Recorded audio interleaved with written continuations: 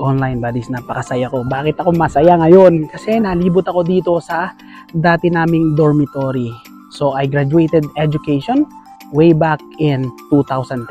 Dito ako gumraduate and this is our dormitory. Look at our dormitory. Nakatayo pa rin siya.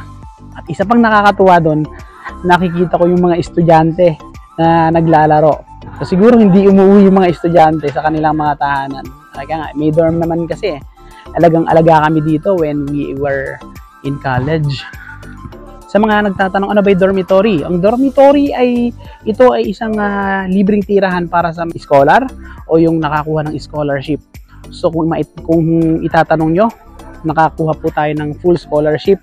Sagot ng ating provincial government.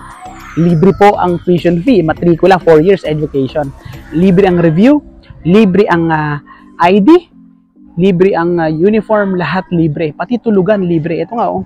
So, look at the students here. Nakakahiya namang silipin yung mga mag-aaral. Parang nagre-review sila oh. So, pakita ko lang sa inyo, doon kami nagre-review. Doon kami nagre-review sa bintana na yan. So, may pinto doon. So, ganyan din kasi sipag yung mga kaklase ko, yung mga ka-schoolmate ko. So, here is our dormitory. Parang nagre-review sila oh. Wala tayong lights, medyo madilim-dilim na. Pero ipapakita ko sa inyo yung kabuuan ng dormitory namin. So noong time na yun, parang sinasabing 2,500 o 2,000 to 2,500 students ang kayang i-accommodate ng dormitory ito. Parang hotel. So, pakikita ko sa inyo dormitory mula dito hanggang doon. Lalakad tayo.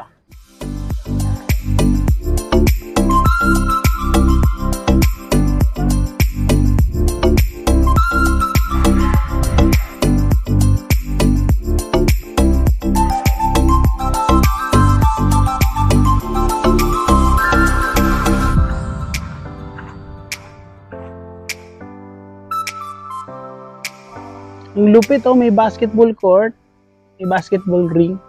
Ayan oh, di namin, ba't nung time namin walang ganito? Walang ring. Ayan oh. So, dyan kami nag-iigib. Dyan ako naglalaba, okay. Ayan, may gripo pa oh.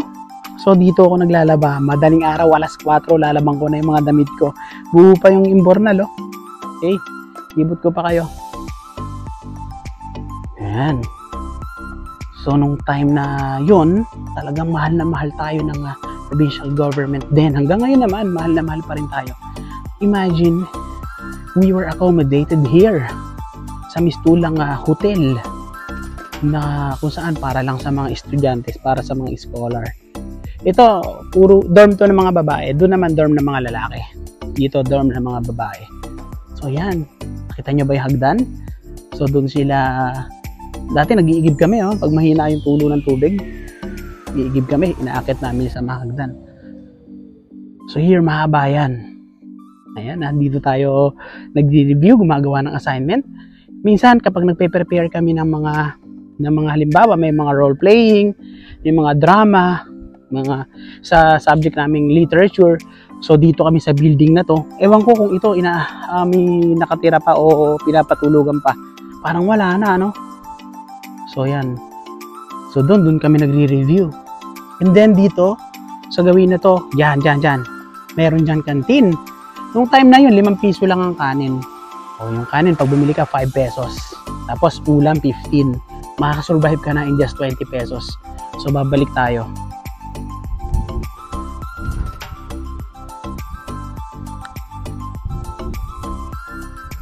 Mag-i-interview tayo ng isang estudyante or mga estudyante kung ano na ang lagay ng scholarship natin ngayon na kung saan ay talaga namang balitang-balita, no? Nagna-number 1 tayo, nasa top 10 tayo, nagta-top 10 tayo pagdating sa board exam in many ways. Okay? Magandang gabi po, Gov. Pwede po ba akong magtanong?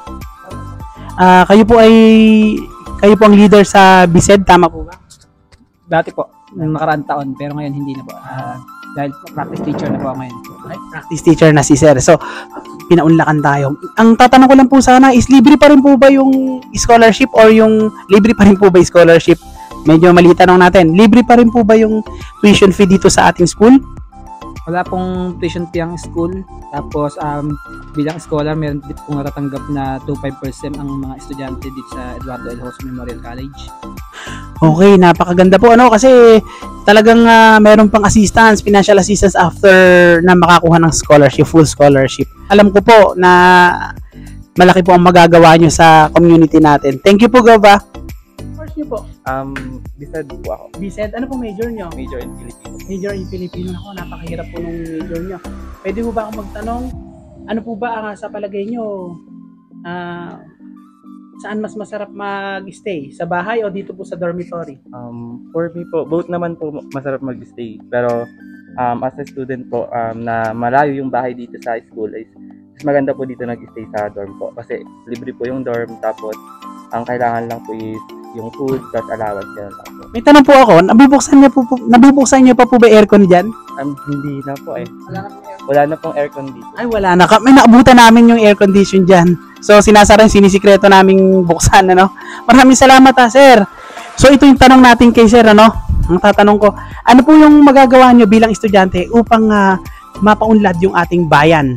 Ano po yung bilang estudyante, ano po yung share nyo? Bilang estudyante po, dapat po mag-aral po tayo ng mabuti para po mabago po yung sistema ng ating bansa. Ganun lang po.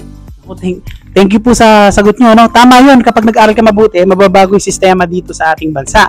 Kung hindi ka naman mag-aaral, maaaring ikaw ay, kumbaga, para ka nakikipagpatintero kung ikaw ay aasenso o hindi. No? So the best education is to finish studying. Mas maganda kung until college. Thank you very much po. Sir, maraming salamat po. Gob, thank you very much po. Thank you. Maestro Bino Lessons.